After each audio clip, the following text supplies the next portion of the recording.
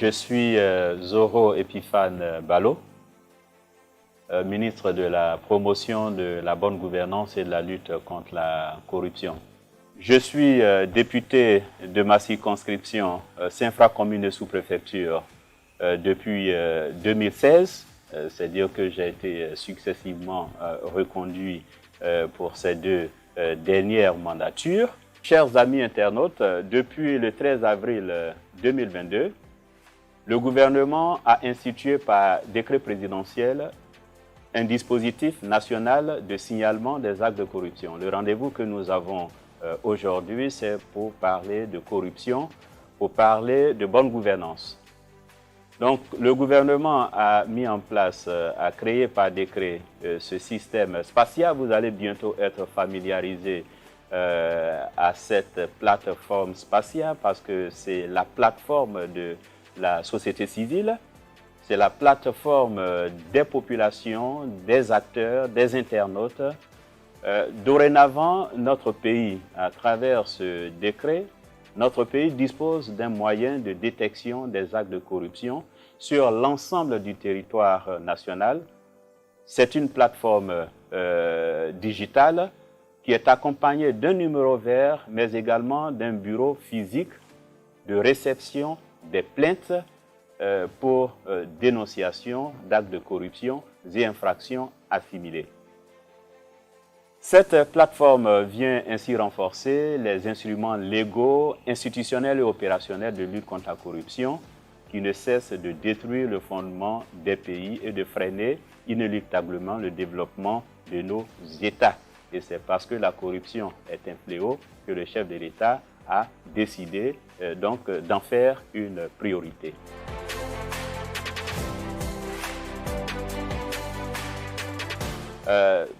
Lorsque le ministère a été mis en place en 2021, l'une des stratégies que nous avons adoptées, c'est mener des actions qui visent à créer un climat de stress dans l'environnement.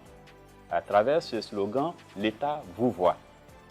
Et nous avons vu comment ça fait bouger les choses, notamment au niveau du secteur de la santé.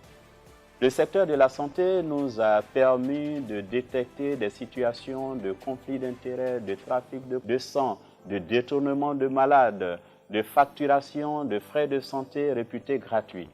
Pour cela, il y a près de 14 agents qui ont été mis en cause, dont les dossiers ont été transmis au ministère de la Santé. Le ministère de la Santé a pris des actions, a pris des mesures, des sanctions disciplinaires contre les agents concernés, mais également a mis en place toute une réforme au sein du ministère de la Santé, et c'est ça l'objectif, au sein du ministère de la Santé, pour éviter notamment les questions de trafic de sang. Vous avez vu que le gouvernement a adopté une politique uniformisée de vente de poches de sang au niveau des établissements de santé. Dans le secteur de la justice, la question des intermédiaires de justice, des margouillards qui faisaient payer de faux frais, ainsi de suite, nous avons fait un rapport, il y a eu un procès, les agents concernés ont été traduits en justice et condamnés. Vous avez également vu l'auditorat militaire, le tribunal militaire, qui est intervenu pour mener des sanctions pour appliquer des sanctions contre les agents de forces de défense et de sécurité qui ont été pris la main dans le sac dans des actes de corruption, de perception de pots de vin, de raquettes sur les routes. Des actions sont en cours, notamment dans le secteur des impôts, dans le secteur des finances. Des actions ont été menées. Des actions sont menées également, nous continuons d'agir toujours dans le secteur de la sécurité.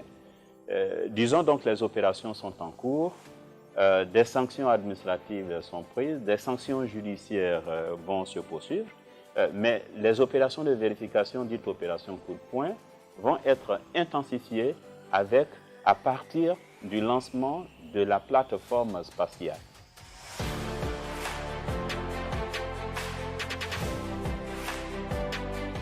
Nous avons un plan stratégique général de lutte contre la corruption. Et ce plan stratégique autour d'un certain nombre de thématiques. Au niveau du plan stratégique, il y a ce que nous appelons la mise en place de dispositifs anticorruption dans les entités publiques. Et le dispositif anticorruption, c'est quoi?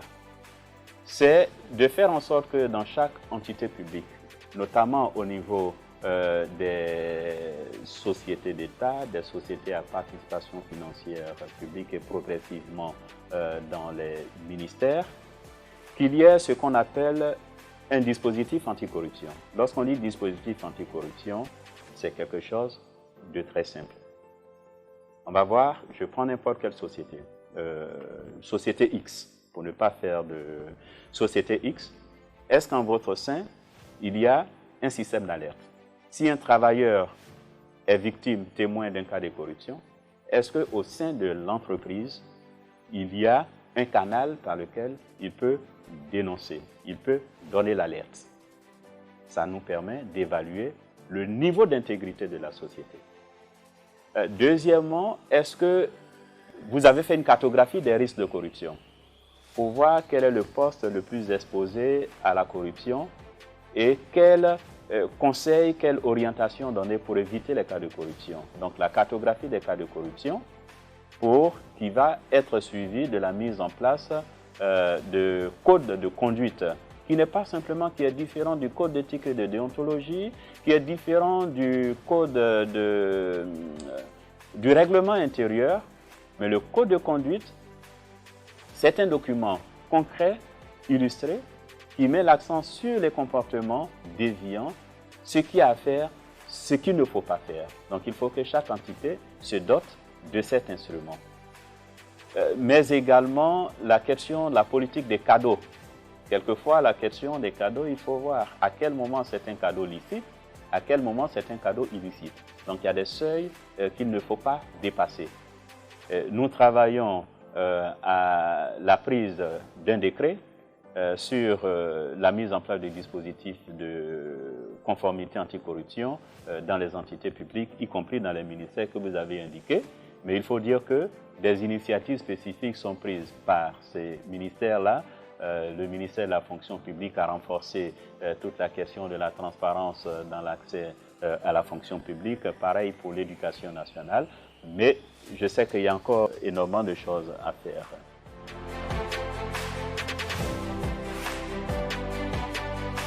Lorsqu'on parle de corruption, il y a également il y a un corrupteur et un corrompu. Les deux écopent des mêmes sanctions. La moyenne, c'est 5 ans de prison, des peines, 5 ans de prison, des peines d'amende. Citoyen lambda ou citoyen XY ou fonctionnaire du secteur public et privé, nous sommes tous soumis aux mêmes sanctions. Alors donc, c'est pour ça que la question de la corruption est une question extrêmement délicate. Le corrupteur, le corrompu, les citoyens lambda et autres sont soumis aux mêmes sanctions s'ils sont coupables de faits de corruption. Tout acte de corruption qui est commis, c'est une gangrène qui compromet l'équilibre du jeu économique, qui compromet l'équilibre social de la Côte d'Ivoire. Tout acte de corruption, qu'il s'agit de détournement, de racket, c'est une partie des fonds qui devaient aller dans les caisses de l'État pour construire des hôpitaux, pour construire des écoles, qui va dans les poches d'un individu, et cela est inacceptable. C'est ensemble que nous pouvons venir à bout dans la lutte contre la corruption. C'est la responsabilité de l'État. Nous sommes tout à fait d'accord. L'État est en train de développer des outils.